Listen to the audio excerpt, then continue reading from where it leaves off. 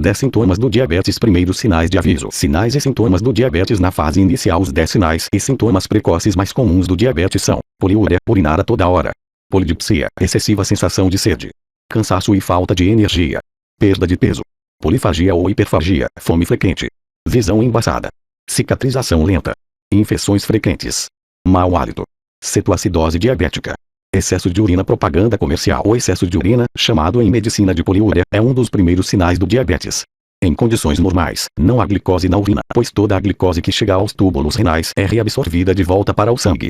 Porém, quando há hiperglicemia, geralmente com valores acima de 180 mg/dl, a quantidade de açúcar que chega aos rins é tão grande que o mesmo não é capaz de reabsorver tudo, permitindo a perda de glicose pela urina. Como não podemos urinar açúcar puro, o rim precisa diluir a glicose para poder eliminá-la. Portanto, quanto maior for a glicemia, concentração de glicose no sangue, mais intensa será a glicosúria, perda de glicose na urina, e maior será o volume de urina produzido ao longo do dia. Se você quiser saber sobre todas as causas de urina em excesso, leia Urina em excesso, o que pode significar? Sede excessiva. Como vimos, o paciente diabético urina em excesso. Com isso, ele acaba perdendo mais água do que era suposto, ficando desidratado. Como a sede é o principal mecanismo de defesa do organismo contra a desidratação, não é surpresa nenhuma o fato dos diabéticos terem necessidade de beber mais água que o normal. Leia também: quantos litros de água devemos beber por dia. O paciente diabético que não controla adequadamente sua glicemia, seja por má aderência ao tratamento ou simplesmente porque ainda não descobriu que tem diabetes, acaba por entrar em um ciclo vicioso. O excesso de glicose aumenta a quantidade de água perdida na urina, fazendo o paciente urinar com grande frequência. A perda de água causa desidratação, que por sua vez desencadeia uma sede excessiva. O paciente bebe muita água, mas como a glicose continua muito alta no sangue, ele mantém-se urinando a toda hora. Cansaço. O cansaço crônico é outro sintoma comum do diabetes e ocorre por 2 fatores: A. Pela desidratação, cujo mecanismo foi explicado no tópico anterior. B. Pela incapacidade das células em receber glicose. A glicose é a principal fonte de energia das células. É o combustível do nosso organismo. Quem promove a entrada de glicose do sangue para dentro das células é a insulina, que no diabetes tipo 1 é inexistente e no diabetes tipo 2 não funciona bem. Portanto, como as células recebem menos glicose que o necessário, o organismo como um todo produz menos energia, o que leva a sintomas como fadiga e sensação de falta de energia. Perda de peso. A perda de peso é um sintoma muito comum no diabetes tipo 1. Pode também ocorrer no diabetes tipo 2, mas não é tão frequente. A insulina também é o hormônio responsável pelo armazenamento de gordura e pela síntese de proteínas no organismo. Como no DM1 há ausência de insulina, o paciente para de armazenar gordura e de produzir músculos. Além disso, como não há glicose para gerar energia, as células acabam tendo que gerá-la a partir da quebra de proteínas e dos estoques de gordura do corpo. Resumindo, o corpo sem insulina não gera músculos nem gorduras e ainda precisa consumir as reservas existentes. Como no diabetes tipo 2, a insulina circulando no sangue, estes efeitos são menos evidentes. Além disso, no DM2, a resistência à ação da insulina vai se estabelecendo lentamente e de forma progressiva ao longo de anos, conforme o paciente vai engordando e ficando mais velho.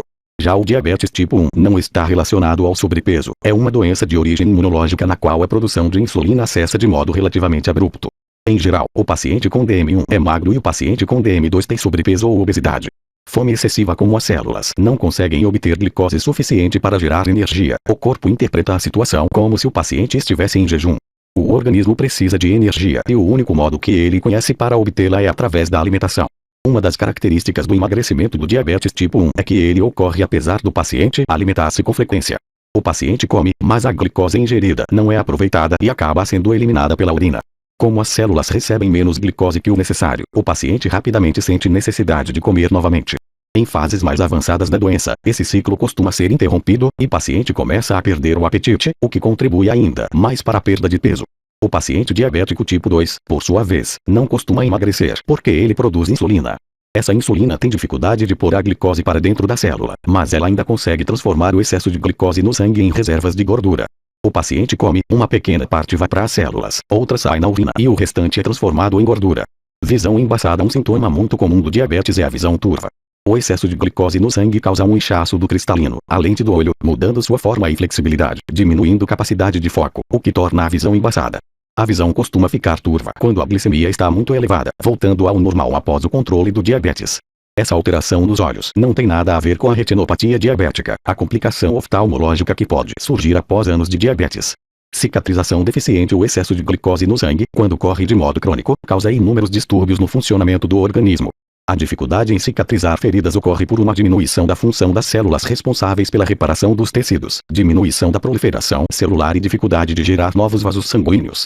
Com o passar do tempo, o diabetes também causa lesão dos nervos, fazendo com que o paciente tenha menos sensibilidade na pele, principalmente nos membros inferiores. Lesões nos pés podem surgir e se agravar sem que o paciente sinta muita dor ou incômodo. Pequenas feridas podem demorar a se fechar ou até piorar com o tempo, se o paciente não tiver cuidado com elas.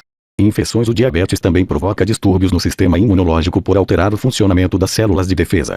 O diabético pode ser considerado um paciente imunossuprimido e apresenta maior risco de desenvolver infecções, nomeadamente infecção urinária, infecções de pele, candidíase e pneumonia. Mau hálito. Como a deficiência de insulina, as células não recebem a quantidade adequada de glicose e precisam utilizar os estoques de gordura do corpo como fonte de energia. A quebra das gorduras gera 3 substâncias conhecidas como cetonas ou corpos cetônicos: hidroxibutirato, acetoacetato e acetona. As cetonas são eliminadas na urina e pelos pulmões através da respiração, motivo pelo qual o paciente pode desenvolver um hálito ruim, com um odor meio adocicado e azedo. Esse quadro é chamado de hálito cetônico e pode ocorrer também em pessoas saudáveis que fazem jejum prolongado ou que tenham uma dieta com muita restrição de carboidratos. O mau hálito no paciente diabético também pode ser provocado por infecção das gengivas ou dos dentes, que são mais comuns nos diabéticos do que na população em geral. Se você quiser conhecer outras causas de halitose, leia Mau hálito, causas e tratamento. Cetoacidose diabética. A cetoacidose diabética é uma complicação do diabetes tipo 1, sendo muitas vezes o primeiro sinal da doença. Conforme explicado no tópico anterior, a falta de glicose nas células leva à produção dos corpos cetônicos. O hidroxibutirato e o acetoacetato são substâncias ácidas que, quando geradas em grande quantidade, podem causar acidificação do sangue, um quadro chamado de cetoacidose. Em situações de jejum prolongado, dietas restritivas ou até mesmo no DM2, a quantidade de cetoácidos produzida não é grande o suficiente para provocar acidose grave. No DM1, porém, como a completa ausência de insulina, a produção de cetoácidos é imensa e a acidose gerada pode ser bem grave, fazendo com que o pH do sangue caia a níveis perigosos, potencialmente fatais.